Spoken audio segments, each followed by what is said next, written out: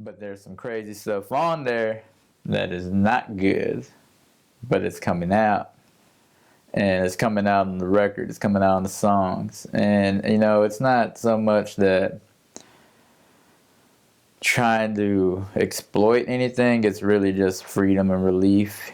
I probably shouldn't say this, but those demons that you have, those secrets, they eat at you. They eat at you, they eat at you, they eat at you.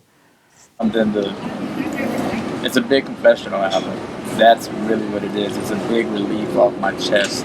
There's a lot of stuff that went on in my life that was between party and pain to this point that I was just ashamed, downright ashamed. Didn't want to let nobody know. Didn't want to give myself up and expose a weakness. But at the same time, it just kept eating up at me to the point where I just had to release it, and I had to release it the way I know how, and that's music. And even though it's on record, like there's still stuff on there that's I'm ashamed of, but at the same time, with me releasing it, not that I'm a martyr, not that I want to feel like I'm someone that should be exempt from any of the stuff that I'm talking about, but that like if you're going through it, you're not the only one. There is other people that just have those dark periods in their life, and this is mine. So if it can help out, just start conversations and help you to get out of whatever you need to get out of, I mean, this is really what it is.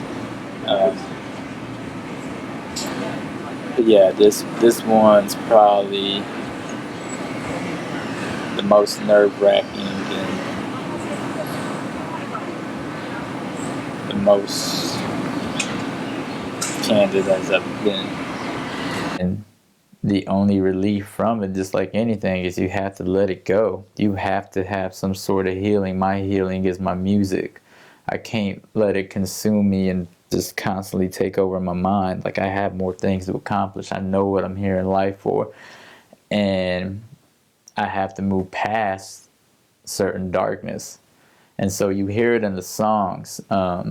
Granted, it's not too gloomy and everything like that, but you'll hear the freedom in it that, like, it's no holds barred. Like, I couldn't write to think what would people think about it, because bottom line is there's just some dark stuff. So let's just give you a breakdown of what I'm really concerned. One of the biggest concerns that I have is that I admit to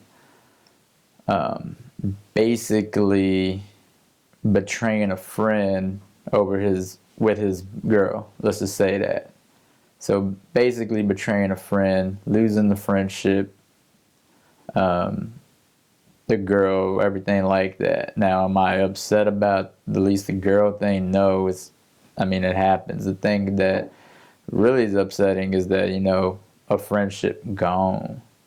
Like, and it's in the record. Like, you'll see it.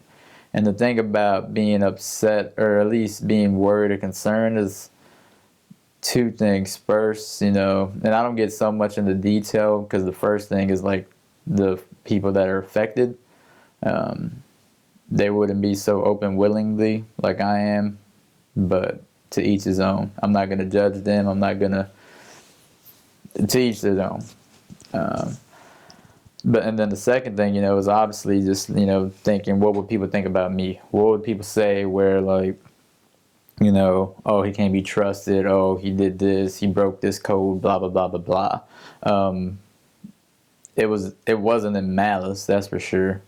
It just happened. And I mean, to anybody who's been in love, I'm pretty sure you articulated, you went in your mind and said, you know what? I want to fall in love, and this is how I'm going to do it, and this is what's going to happen, and she's going to arrive here.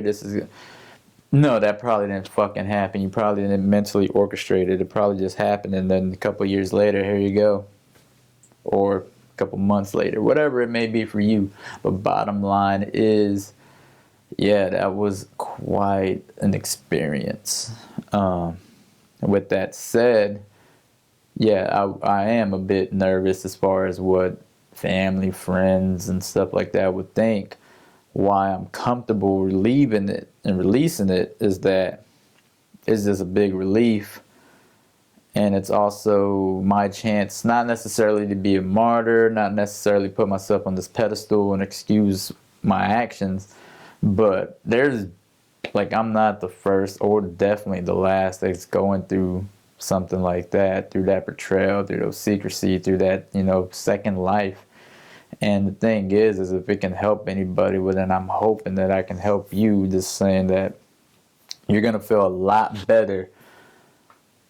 Not, first of all, if you can avoid it, avoid it. Don't go through any of it. Do not go through it. It's not as fun as it's marked out to be in other songs and pop culture and movies and all. It's not as fun. Like, nobody documents the back end of the tragedy. Nobody documents the end where it's like, oh yeah, it was fun doing this, that, and the third, and then all of a sudden now you're all sad, lonely, depressed, thinking about this. It's just, nobody documents that. So if you first of all can avoid it, if you can avoid the cheating, if you're married, avoid the adultery, if you can avoid any of that stuff, avoid it at all costs. If you are in it right now, get out of it. Get out of it, get your shit straight, and if you want to pursue it, then go back and pursue it. But if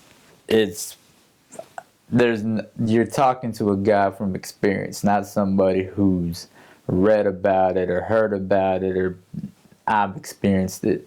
So again, while I'm comfortable relieving it and releasing it, is really, if it can help you, perfect. If not, you want to learn your way, learn your way. It's not the hard way, it's just experience. That's life. It is what it is.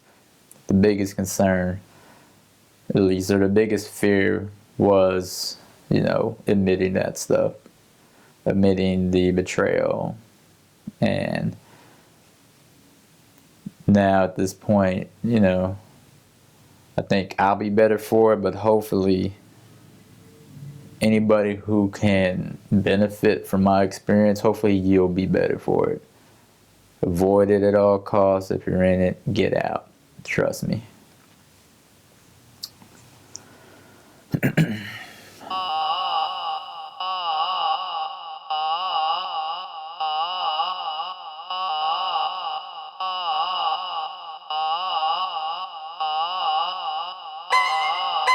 Boogeyman, boogie, boogie, boogeyman, boogeyman. Yeah, I would.